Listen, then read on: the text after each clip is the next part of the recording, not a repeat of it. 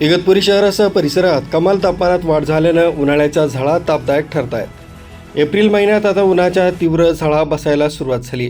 त्यातच पहाटेच्या तसंच रात्रीच्या वेळी किमान तापमानात घट न झाल्यानं उष्णता अनुभवायला मिळते।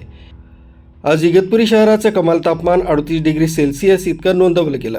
अजून काही दिवस तापमानात वाढ होत राहण्याची तसंच उष्णतेच्या लाटेची शक्यता हवामान विभागानं वर्तवली आहे। महत्त्वाचं काम असेल तरच घराबाहेर पडा असंही विभागानं सांगितलंय। मागील महिन्याच्या शेवटच्या आठवड्यात राज्यात अवकाळी पाऊस आणि गारपिटीनं तडाखा दिला। त्यातच दुपारच्या वेळी बसणाऱ्या उन्हाच्या चटक्यानं घामाच्या धारा निघत आहे। या बदलणाऱ्या वातावरणामुळे तापाच्या रुग्णात वाढ होताना दिसते। वाढलेल्या तापमानामुळे दुपारच्या वेळेस नागरिक घरीच बसणं पसंत करत असून भर दुपारी रस्ते निर्मनुष्य दिसत आहेत। उन्हापासून बचाव करण्यासाठी नागरिक टोपी आणि सुती गमछाचा वापर करताना दिसत असून शीतपेय पिण्याकडे नागरिकांचा कल दिसतोय। सुमित बोधक, न्यूज 7 मराठी, इगतपुरी।